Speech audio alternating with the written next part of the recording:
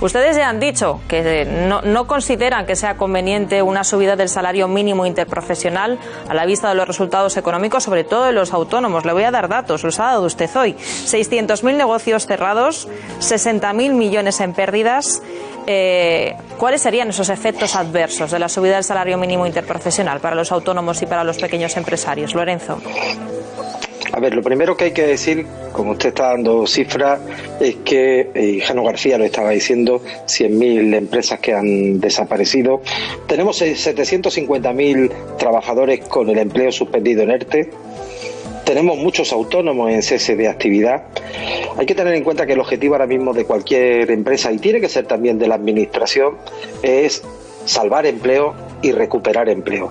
Por tanto, toda la capacidad económica que tienen las empresas, los autónomos, no tienen que ir a aumentar salarios, sino al contrario, a que haya más empleo, a recuperar desgraciadamente esos empleos que hemos suspendido o que hemos perdido en esta crisis, y para mantener los empleos. Mire, subir el salario mínimo afecta principalmente, como se ha dicho, a los autónomos y a las pymes, pero además afecta muy directamente a los sectores más castigados por esta pandemia. Esos sectores que ahora mismo tienen restricciones: el comercio, la hostelería, la peluquería, el taxi. Ahí es donde está el salario mínimo. Por tanto, si ya sabemos que estas empresas, el 75% de los trabajadores que están en ERTE, o de los nuevos ERTE que ha habido en los 2 últimos meses, están en el comercio y la hostelería, ¿cómo vamos a castigar más a estos sectores? Por otro lado, tenemos una inflación negativa este año. Con una inflación negativa, ¿qué hacemos? ¿Subimos el salario mínimo? Me parece un poco injusto. Y por otro lado, el siguiente argumento que lo daba el presidente de COE hace pocos días. El año pasado, cuando yo hablaba con Antonio y hablaba con ustedes, decía: oye, que estamos de acuerdo porque el gobierno se había comprometido a que los contratos públicos se iban a actualizar con la subida del IPC. En los últimos 3 años ha subido el salario mínimo un 33%. Sin embargo, las empresas que trabajan con la administración pública, la subida ha sido del 1,8%. Quiere decir que la propia administración pública está promoviendo la precariedad laboral de los trabajadores de esas empresas que tienen contratación pública, y eso no es lógico. Antes hemos hablado de las consecuencias. Jano nos explicaba las consecuencias que puede tener, evidentemente, una subida en estas circunstancias. Más paro, menos empleo, más paro. Pero hay otra cosa que también puede generar, Lorenzo, en el ámbito de la empresa pequeña, la pequeña y mediana empresa, en los autónomos, y es la economía sumergida. Gente que diga: oye, yo a usted no le voy a dar de alta, le voy a pagar solo 900, o le doy a lo mejor 1.000 euros, pero yo no puedo darle alta a la seguridad social, porque ya es que me quedo, me asfixio. Y puede generar economía sumergida, menos impuestos, y eso es peor para la recaudación desde el punto de vista fiscal. Indudablemente. Además, con el agotamiento que tienen ahora mismo las empresas, los sectores, con la poca capacidad económica, escuchando a Jano, pienso que ha sido un pequeño olvido, pero hay un sector que es muy castigado por el salario mínimo y por los aumentos del salario mínimo en los últimos años, y es el sector de la agricultura.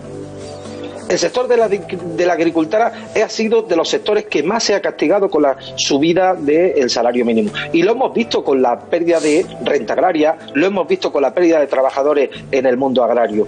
Y por tanto, es evidente, y Antonio y bien lo decía, que una subida del salario mínimo, cuando no hay capacidad económica para pagar cotizaciones sociales, para pagar nóminas, para pagar aumentos, pues desgraciadamente habrá quien tire por la economía sumergida, algo que nosotros ni vamos a defender, muy al contrario, vamos a pedir que esto no ocurra, porque todos los trabajadores tienen que estar legalizados pagando sus impuestos y sus cotizaciones. Don Lorenzo, estábamos hablando, claro, de la subida del salario mínimo interprofesional para ayudar a los trabajadores, pero usted ha dicho hoy que dudan bastante de que el gobierno tenga un plan de ayuda para los autónomos, porque de momento no han visto un duro. Y le doy un dato que es bastante representativo. En España, de 100 euros que han perdido un autónomo, el gobierno le ha ayudado con 14 euros que aún no han llegado en la mayoría de los casos. Pero es que en Alemania, de esos 100 euros, cada 100 euros que ha perdido un autónomo, el gobierno le ha ayudado con 70 euros.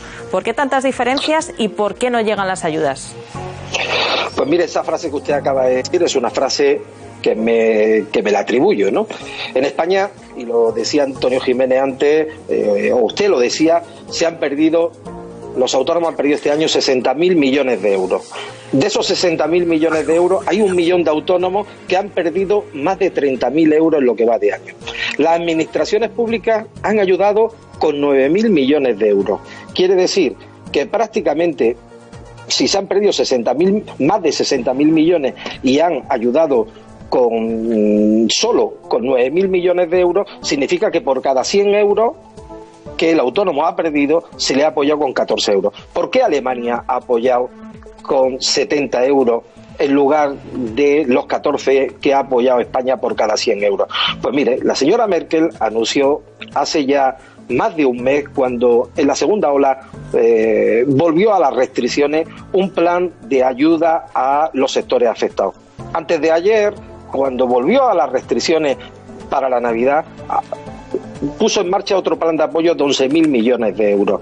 Mire, llevamos varias semanas que el Consejo de Ministros viene prorrogando, retrasando el plan de rescate para el comercio, la hostelería, el turismo, la peluquería, el taxi. Bueno, parece ser que puede que en las próximas semanas vaya, pero es que hay muchos autónomos que no pueden esperar. Es que hay muchos autónomos que en este momento su agotamiento financiero, su capacidad económica, es que ya no pueden aguantar. Y por eso es indudable que cuanto antes hay que apoyar.